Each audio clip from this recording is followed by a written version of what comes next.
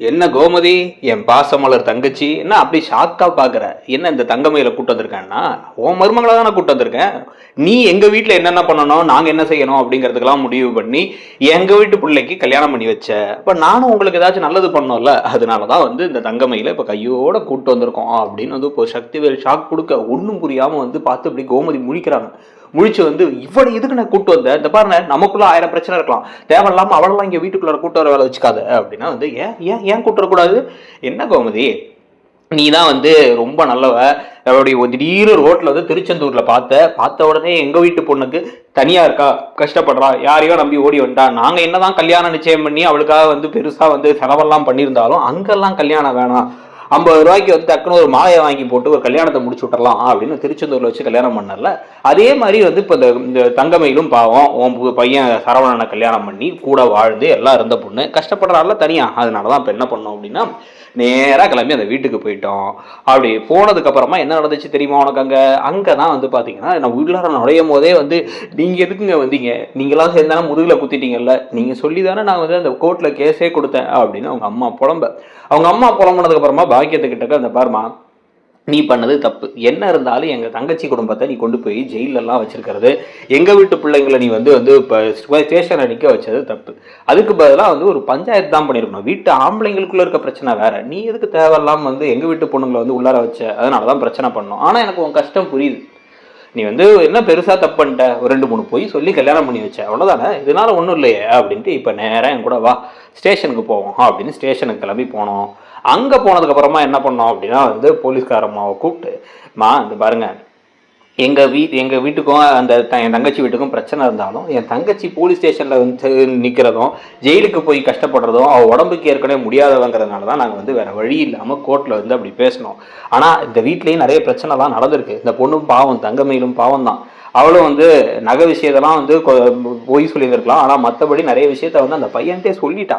ஏற்கனவே அந்த பையனுக்கே தெரியும். ஆனா இப்ப ஏதோ கோபத்துல, அதுக்கப்புறம் அதே சமயத்து ஆத்திரத்துல, அப்புறம் இந்த நகையெல்லாம் பொய்ங்கிறதுலாம் தெரிஞ்சதுக்கு அப்புறமா ஒன்னா சேர்ந்து வாழ மாட்டேன்னு இருக்காங்க.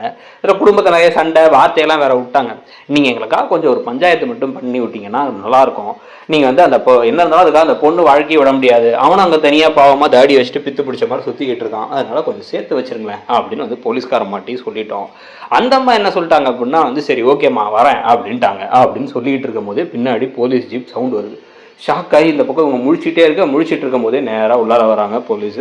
ஸோ அவங்க உள்ளார வந்துட்டு, இந்த பாருமா நான் உட்காந்து பேசலாமா, வாங்க உள்ள போகலாம் அப்படின்னு கூப்பிட்டு போயிட்டு, இப்போ இதை பாருங்க, இந்த பொண்ணு கொடுத்த கேஸ் இன்னும் இருக்கு, அவங்க அந்த கேஸ் என்ன வாபஸ் வாங்கல.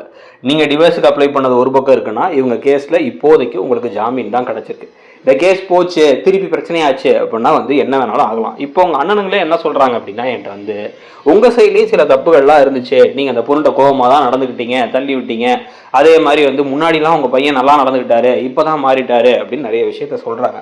இப்ப இவங்க அதை போய் சாட்சியா சொல்லிட்டாங்க அப்படின்னா, இவங்க பிறல் சாட்சியா மாறினதுனால உங்களுக்கு திருப்பி ஒரு பெரிய ஷாக் கிடைக்கிறதுக்கோ, தீர்ப்பே மாத்தி அமைச்சு உங்களை திருப்பி ஜெயில போடுறதுக்கோ வாய்ப்பு இருக்கு. அதனால உங்க அண்ணனுங்களே என்ன சொல்றாங்க அப்படின்னா, வச்சு வாழுங்க அந்த பொண்ணை வச்சுங்கிறாங்க. உங்களுக்கும் நான் அதான் சொல்றேன். சரி, அந்த பொண்ணு போய் சொல்லிடுச்சு, எல்லாம் நடந்துருச்சு, நான் உங்களுக்கு ஒரு ஃப்ரெண்டு மாதிரி சொல்றேன். இப்போ நான் ஒரு இன்ஸ்பெக்டர் மாதிரி பேசினா நான் வேற மாதிரி பேச வேண்டியது இருக்கும்.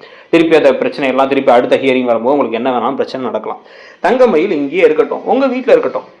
உங்க அண்ணனுங்களும் என்ன சொல்றாங்க அப்படின்னா, நாங்களும் அப்பப்போ அந்த பொண்ணு நல்லா இருக்குன்னு பாத்துக்கிறோம், அதே சமயத்துல அந்த பொண்ணு இங்க இருக்கிறது தான் கரெக்ட், தேவையில்லாம அது ஒரு பொண்ணோட சாபம் எங்களுக்கு வேணாம்லாம் பேசுறாங்க.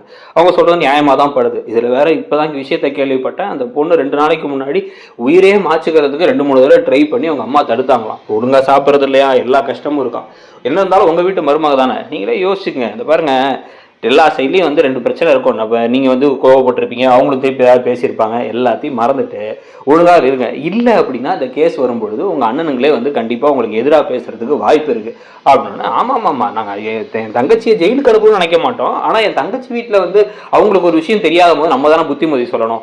அவள் 4 பேர் வீட்டுக்கு கல்யாணம் பண்ணி வைக்கிறான்னா, நாங்களும் அந்த வீட்டுக்கு அவள் வீட்டு கல்யாணத்துக்கு ஒரு ஹெல்ப் பண்ணணும்ல, அதனால தான் அப்படின்னு சக்திவேல் திருப்பி மீசையை முறுக்கின உடனே ஷாக் ஆயிடுறாங்க. இந்த பக்கம் எல்லாரும் டக்குன்னு சரவணா இதை பாருங்க, நான் அவளோட வாழ முடியாது, நான் அவளோட வாழ்றதுக்கு நான் ஜெயிலுக்கே போயிடுவேன் அப்படின்னா, நீ ஜெயிலுக்கு போகலாம் தம்பி, ஆனால் கேஸ் அவங்க எல்லார் மேலேயும் கொடுத்துருக்காங்கப்பா, நீ மட்டும் ஜெயிலுக்கு போக மாட்டேன், போனா உங்க அம்மா உங்க அப்பா எல்லாரும் தான் ஜெயிலுக்கு போகணும், அது தேவையான்னு யோசிச்சுக்கோ. அதுக்கு பதிலாக உங்க மாமாங்கெல்லாம் சொல்ற மாதிரி அந்த பொண்ணை எங்கள் வீட்டில் வச்சுக்கோங்க. கொஞ்சம் கோவப்படாமல் கொஞ்சம் அனுசரித்து வாழ பாருங்க. வாழ்க்கையில் நம்ம எல்லாரும் எதிர்பார்த்தமா நடக்காது. இப்போ நீ என்ன படித்த பொண்ணு வேணும், உன்னோட சின்ன பொண்ணு வேணும்னு நினச்சிருந்துருக்கலாம். ஆனால் அது நடக்கலை. அப்படிங்கும் போது இருக்கிற வாழ்க்கையை வச்சு இது பண்ணிக்கணும். நான் உனக்கு ஒரு அட்வைஸாக கொடுக்குறேன், இதை பண்ணு. இல்லை அப்படின்னா கேஸாக தான் போகணும். கேஸ் போனால் அது எப்படி வேணாலும் போகலாம். அது ஜட்ஜு கையில். நீங்கள் அப்புறம் என்ன சொல்ல போகிறீங்களோ எல்லாம் இருக்குது.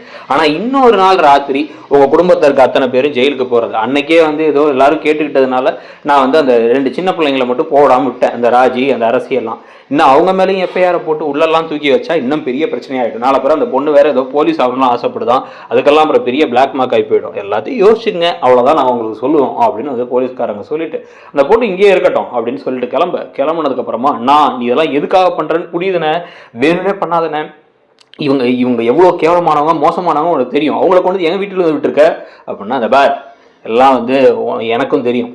அவங்க எவ்வளோ கேவலமாக இருக்கலாம், மோசமாக இருக்கலாம், பொய் சொல்லியிருக்கலாம், கோர்ட்லேயே நிறுத்துறதுக்கு யோசிக்காதவங்களா இருக்கலாம், தைரியமாக பொய்க்கு மேலே பொய் சொல்கிறவங்களா இருந்திருக்கலாம். ஆனால் இந்த மாதிரி ஆளுங்க தான் உன் குடும்பத்துக்குலாம் கரெக்டு. உன் குடும்பத்துக்குலாம் நல்ல குடும்பத்துலேருந்து அந்த ஆட்கள் வரக்கூடாது. எங்கள் வீட்டு ராஜியை நாங்கள் எங்கள் வீட்டு பிள்ளைக்கு கல்யாணத்துக்கு மட்டும் எவ்வளோ செலவு பண்ணோம் தெரியுமா? அங்கே செலவு பண்ணி எல்லாம் வச்சு உட்காந்துருக்கு. அவ்வளோ பெருசாக எல்லாம் பண்ணேன். ஒரே ஒரு ஃபோன் பண்ணி அவள் இங்கே தானே இருக்கா அப்படின்னு சொன்னால் அடுத்த செகண்ட் நாங்கள் வண்டி எடுப்பி அவரை கூப்பிட்டு வந்திருப்போம்.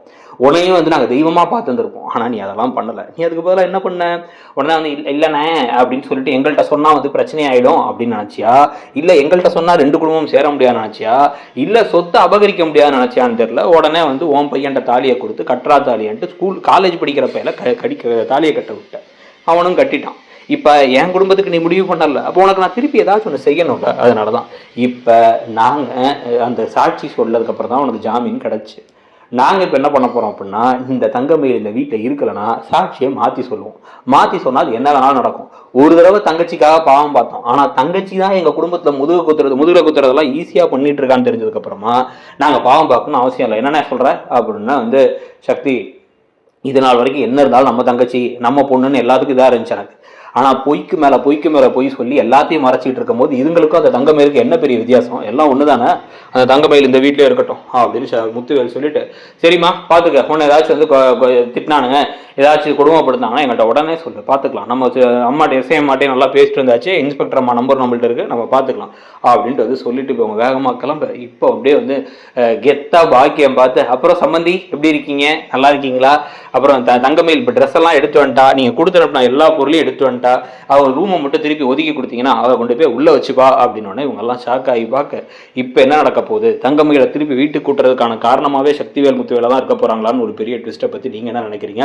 அவங்க அந்த வீட்டுக்குள்ளார வரதை பற்றியும் அவங்க திருப்பி இந்த வாழணும்னு நினைக்கிறத பற்றியும் உங்கள் கருத்து என்னங்கிறத சொல்லிட்டு அப்படியே நம்ம சேனலில் என்ன நீங்கள் சப்ஸ்கிரைப் பண்ணலாம் சப்ஸ்கிரைப் பண்ணிவிடுங்க. அப்படியே பார்த்தீங்க அப்படின்னா சிறகடிக்க ஆசையில் அதிரடியாக பல சம்பவங்கள் நீத்து விஷயத்தில் நடந்துகிட்டு இருக்கு.